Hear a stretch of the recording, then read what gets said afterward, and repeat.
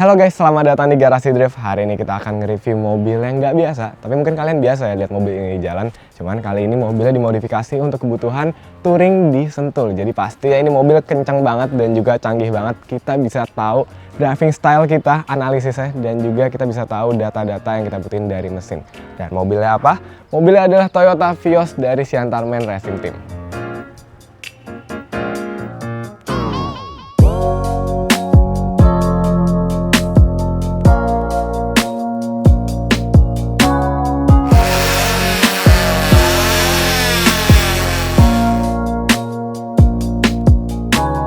Ya, jadi Toyota Vios ini emang diperuntukkan untuk balapan di Sentul atau biasa kita sebutnya dengan kejuaraan ISOM. Nah, untuk mobil ini masuk ke kelas ITCR Max, di mana di kelas itu ada beberapa tim pabrikan, salah satunya ada Toyota GR atau Gazoo Racing, dan ada tim-tim lainnya yang pasti kencang banget. Dan waktu itu gue juga sempat nonton kejuaraan ISOM seri 2 dan mobil ini juara 1. So pastinya ini mobil settingannya mantep banget dan modifikasinya juga maksimal sampai bisa juara 1 di kelas ITCR Max. Ya, banyak sih sebenarnya kelas-kelasnya, cuman itu kelas yang lumayan utama di kejuaraan ISOM.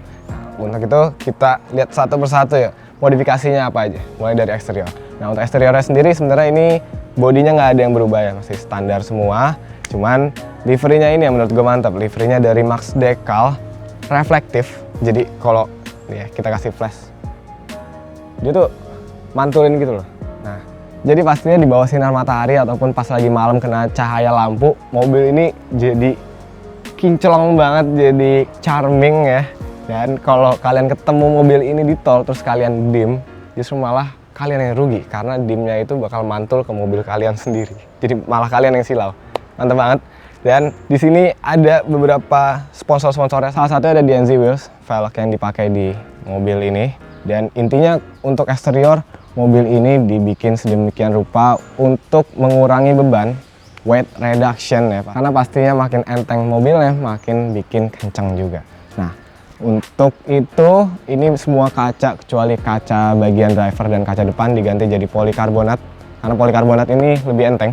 Bagasinya juga udah ganti jadi fiber biar makin enteng.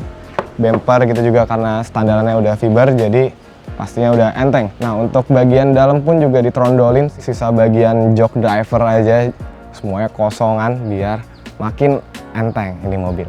Nah, sekarang kita lanjut lihat bagian kaki-kaki. Karena sponsor utamanya itu DNZ Wheels, pasti velgnya pun juga menggunakan DNZ Wheels. Nah, ini DNZ Type 1 ring 16 lebar 7, EP 38 mm dan PCD 4x100. Mantep banget ya. Jadi gue dan Dipo emang inisiatif untuk support tim Siantarman karena kita pengen ngasih lihat kalau DNZ Wheels ini juga bisa dipakai untuk balapan. Performance-nya itu mantep. Bisa kalian lihat aja, ini mobil juara 1 pakai velg kita. Walaupun bukan velgnya sih yang jadi faktor kemenangan, ada banyak faktor, tapi salah satunya ya pakai velg kita ini. Mas Abraham selaku tim owner dan driver mobil ini bisa raih juara 1 ya. Nah, bagi kalian yang tertarik, velg ini juga tersedia di 4 varian warna. Ada warna putih, ada warna bronze, ada warna biru, dan ada warna gunmetal. Nah, belinya di mana?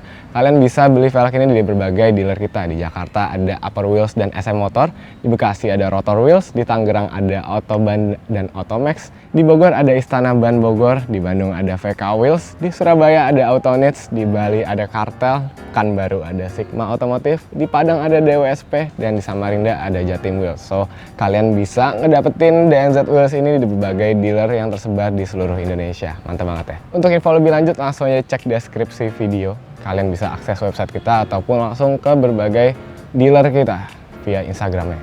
Nah, selain velgnya pakai DNZ, untuk bagian kaki-kaki juga menggunakan ban dari Yokohama Alfa Neova dengan profil 195/50/ring 16 yang dipadukan juga dengan coilover two-way dari Tain. Pastinya enak banget untuk disetting dan dipakai balap. Nah, untuk bagian pengereman ini belum pakai BBK, cuman untuk brake pads saya udah pakai dari merek Project Mu, merek yang terkenal bagus dan ngeremnya pasti jadi lebih pakem dari brake pads biasa. Untuk belakang pun juga sama, kurang lebih kayak gitu settingan kaki-kakinya. Sekarang kita lanjut aja lihat interior. Oke, sekarang kita ada di interior mobil ini dan first impression gue adalah ini mobilnya posisi duduknya rendah banget, sama kayak di mobil balap gue. Kenapa sih emang pembalap duduknya suka yang pendek-pendek? Karena menurut gue kalau duduk pendek tuh kita bisa lebih menyatu dengan mobilnya, kita bisa lebih ngerasain mobilnya ya.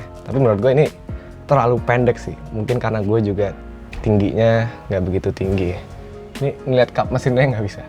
Dan by the way, modifikasinya ini ditrondolin ya, intinya dikasih roll bar sesuai regulasi dari kejuaraan ISOM. Ditrodolinnya sampai bagasi itu udah kosong semua, sisa sasis ya, dan sisa jok, setir, sama dashboard. Untuk joknya sendiri ini pakai Bright Low Max FIA Proof yang dikombinasikan dengan harness dari merek Crow Enterprise. Ini FIA Proof juga 4 titik, mantep pokoknya. Dan untuk setirnya pakai OMP. Yang menarik di sini ada dash loggernya. Dash loggernya ini merek Motec yang bisa ngasih berbagai informasi yang kita butuhin perihal mesinnya ataupun hal-hal lainnya dari mobil ini. Dan disclaimer, ini mobil selain mobilnya kencang, suaranya juga kencang banget. Salah satu mobil dengan suara terkencang di Sentul. Bayangin aja.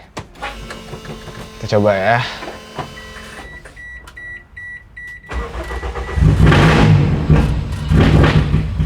Nah, ini masih idle ya. Idle-nya udah kencang banget. Apalagi kalau kita gas. Kita coba gaspol ya. Bismillah. Itu RPM-nya baru sampai 4000.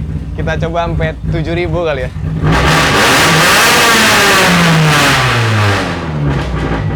Gila. Oke. Kita matiin dulu ya. Gila. Ini mobil suaranya kenceng banget. Gue gak ngebayang sih jadi Mas Abraham di dalam sini balapan selama kurang lebih berapa belas lap tuh ya. Walaupun udah pakai helm tapi pasti suaranya masuk banget, bising banget.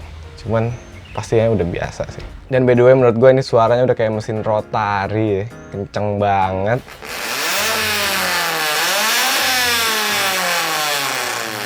Mobilnya juga pasti kenceng banget, ntar kita bakal tes juga. Dan sekarang kita lihat dulu mesin yang menghasilkan suara ini.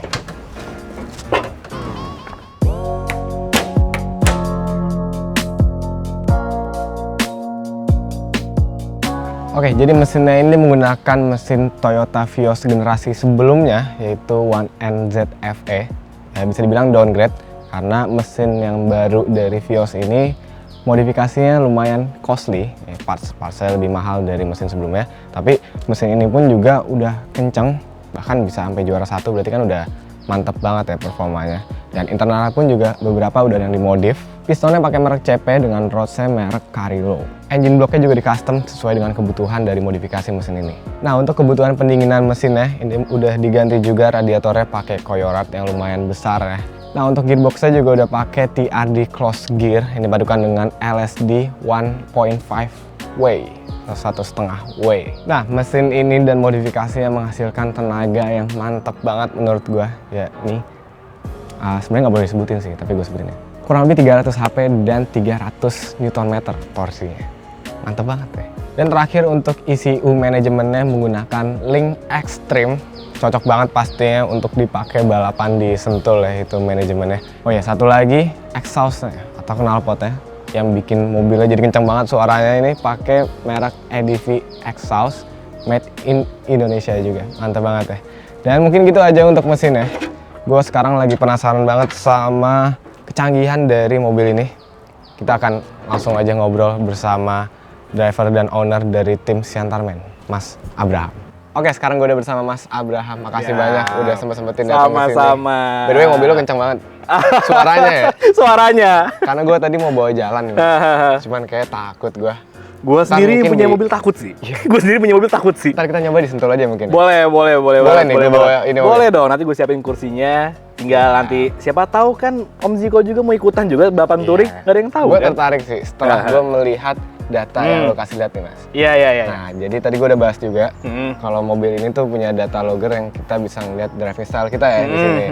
Nah, boleh dibantu jelasin ke gue nggak, Mas? Nih apa aja yang bisa kita baca nih? Oke, sebelumnya gue jelasin dulu nih sebenarnya fungsi data logger nih apa sih di dunia motorsport terutama ya. Jadi data logger itu fungsinya untuk merekam semua detail-detail baik dari sisi mesin, suspensi, semuanya sampai data driving kita juga itu biar bisa kita analisa. Kalau mungkin kan kalau zaman dulu kan belum ada data logger, semua by feeling. Misalnya contoh gue sebagai pembalap bilang di tikungan ini karakter mobil kayak gini nih. Jadi kan semua by feeling dan mekanik kan harus kerja lebih keras lagi menginterpretasikan apa yang gue rasakan. Karena cuma berdasarkan ucapan doang. Ucapan doang nih, itu pun data. Betul, itu pun belum tentu benar, belum tentu salah juga kan. Yeah. Nah, tapi dengan ada data logger ini untuk zaman sekarang ya, itu lumayan ngebantu banget. Jadi ini data dari balapan terakhir. Nah, ini kita pakai kebetulan dash logger yang gue pakai ini mereknya dari Motec C125 dan untuk dipakai di laptop ini kita tinggal download doang di aplikasi Motecnya langsung, gratis kok, ya kan.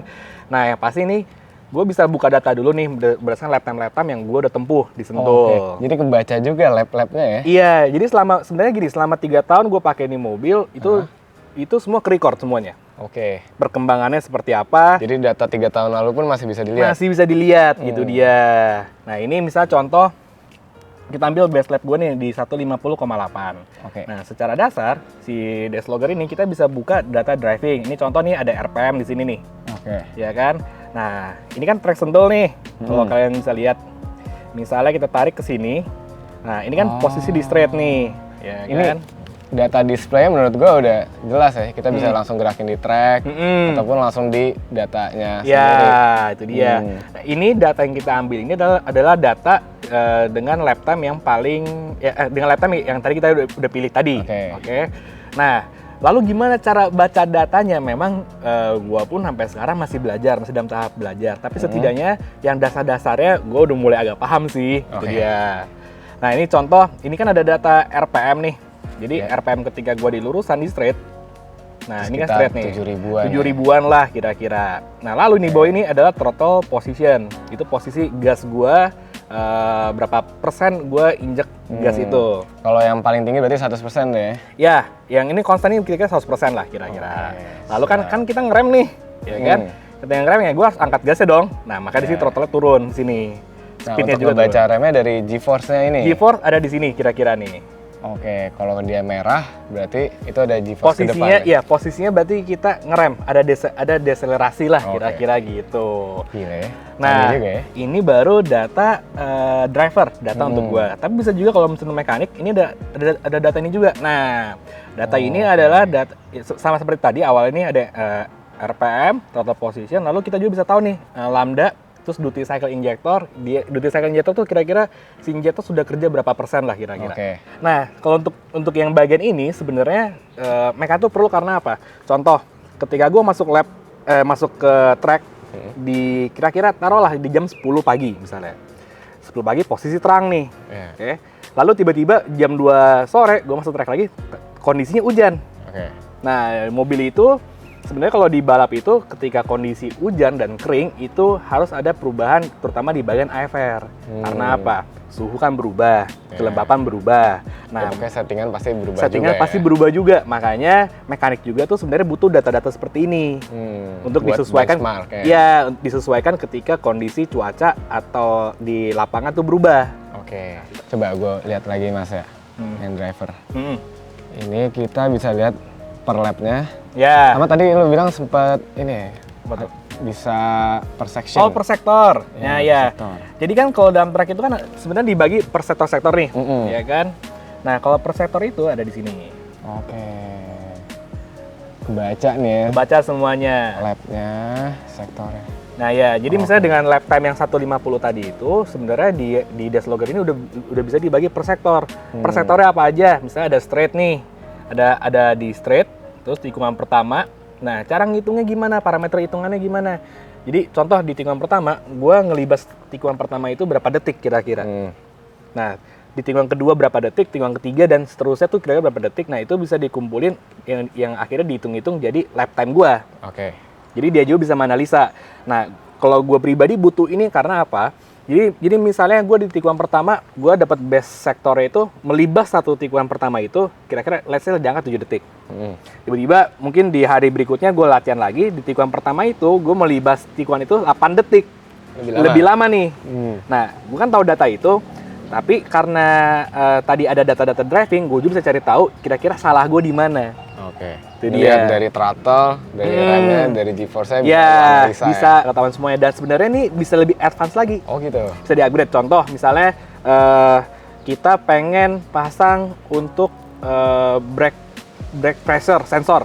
Itu bisa ketahuan. Tapi kita memang harus beli lagi Sensornya. tambahannya, sensor-sensornya. Oke. Atau suhu ban juga sebenarnya bisa, kayak di F1. Tapi balik lagi tergantung kebutuhan lu juga kan. Itu dia. Mungkin di motorsport di gua di ISOM di touring seperti ini kebutuhannya. Tapi kalau misalnya lu nih kalau di drifting mungkin kebutuhannya agak berbeda. Lu mungkin lebih perlu steering angle. Cuma kalau steering angle gue nggak perlu. Nggak perlu ya? Karena angle gue pasti mentok tuh mentok. Mentok-mentok kan? Oh mungkin bisa dibilang ini kali angle di bannya mungkin atau di belakangnya bisa. mungkin bisa, itu dia. Tapi pasti kepake juga kayak throttle-nya gitu dari start gua bisa ngitung kan jadinya ini throttle-nya bener seberapa sih. Kalau kan drifting ada speed-nya juga Mas. Ya, betul. Jadi kita bisa betul. analisa juga jadi kepikiran. Mahal nggak sih? Ya kalau beli aplikasi yang di laptopnya ini sih gratis semuanya. Cuman yang memang yang mahal itu yang nempel di mobilnya. Yang di dashboard-nya itu ya tadi? Ya, yang Oke. dashboard itu aja. Gue perlu kasih tau harga atau tidak? Boleh kalau Oke. Ya itu aja di tahun 2019 gue beli barang itu dengan kurs saat itu dash logger yang gue beli itu kira-kira harga sekitar 42 juta belum memasang. belum sama 40 Belum memasang. Cuman menurut gua worth it sih. Ya. Dengan data yang bisa kita dapetin sebanyak ini, ini juga bisa bikin mobil kita awet karena kalau ada Yap. apa-apa kan Betul. kita tahu ini masalahnya di mana.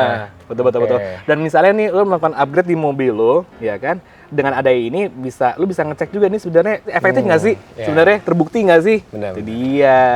Oke, kalau gitu nanti gue bakal pasang di mobil gue. Nabung dulu tapi. Gabung dulu. Cuman menurut pengalaman lu sendiri, oke banget ya dengan adanya data ini. Dengan ada data ini sih menghemat, bisa gue bilang istilahnya menghemat waktu juga sih. Waktu. Mungkin kita beli alatnya istilahnya mahal di awal lah, tapi buat kedepannya itu lebih efisien dan lebih efektif lah buat gue sebagai yang nyetirnya juga dan buat mekanik dan tuner si ECU-nya sendiri juga. Oke. Gitu, lebih efektif lah kira-kira. Nah, ngomongin waktu nih. Lu udah balapan dari tahun berapa Mas by the way? Kalau balapan ISOM sendiri sebenarnya gue tuh udah turun di ISOM tuh terhitung official turunnya sih 2017 kira-kira. 2017. Awal pakai mobil ini langsung? Enggak, dulu gue awal pakai Honda Jazz. Oke. Honda Jazz, jadi nah ini mungkin sedikit pengetahuan juga soal apa sih balapan ISOM. Jadi gue saat itu balapan di kelas yang Mas Fitra ikutin. Honda Jazz awalnya Speed Challenge. tuh? Ya awalnya. Oke. Kenapa gue nggak balapan kelas lain? Misalnya gue pakai Estilo atau pakai yang BMW atau yang kencang-kencang lah. Karena gini, di balapan itu tuh Honda Jazz itu memang istilahnya itu dasarnya kita mau balap ISOM, balap touring itu dasarnya. Karena apa? Kita nggak boleh merubah apapun di dalam mesin. Oke. Jadi kalau kita mau menang ya memang kitanya harus Skillful. istilahnya Oke. gitu. Nah, makanya gue belajar di sana. Sampai akhirnya di tahun 2019 gue ganti ke mobil ini, ke Toyota. Dan Iya. berubah kelas juga. Jadi Berubah kelas juga. ITCR Max. ITCR Max itu dia. Kalau yang kelasnya Mas Fitra itu kan Honda, kalau sekarang Honda City Speed Challenge nih, sama ITCR 500 dan di gue ini sekarang ITCR 1600 Max sebenarnya, lebih tepatnya. Ada Toyota Gazoo Racing ya situ. Ya ada tim pabrikannya lah. Kalau Oke. di kelas gue ini memang sebelumnya tuh sekarang untuk saat ini tuh ada tim pabrikan Toyota Gazoo Racing Indonesia. Tapi di tahun-tahun sebelumnya ada juga Honda Racing Indonesia itu dia. Tapi kalau kita kan tim privateer bisa dibilang ya kita coba ikut berkompetisi lah di kelas yang inilah. Mau privateer, mau pabrikan menurut gue yang penting tetap bisa menang. Bisa menang, bisa ke depan. Tapi Lu memang bisa menang juara 1 keren banget. Thank you ya. Thank you. Pokoknya gue selalu dukung lu Mas. Siap, yang terbaik makasih banyak. untuk Siantarman Racing Team. Siap, Makasih siap, banyak siap. juga udah berkesempatan datang ke sini. Siap, makasih juga. Thank you juga sharingnya ini gue bakal Kepikiran untuk masak. kepikiran untuk pakai di mobil gue. Karena menarik banget. Iya. Siap, kalau gitu. Siap. Makasih banyak Makasih ya. banyak kok. Thank you juga bagi kalian yang udah nonton sampai detik ini. Kalau mau lihat Siantarman Racing Team lebih lanjut, langsung aja cek Instagramnya ya. Yoi. Ada website juga ya? Website ada juga sih, cuma masih under development lah. Oh gitu. Segera mungkin lihat lah. aja Instagramnya Ya. dan Instagram Mas Abraham juga. Abraham Nadeak. Oke. Mungkin gitu aja untuk video kali ini. Keep driving safe and goodbye.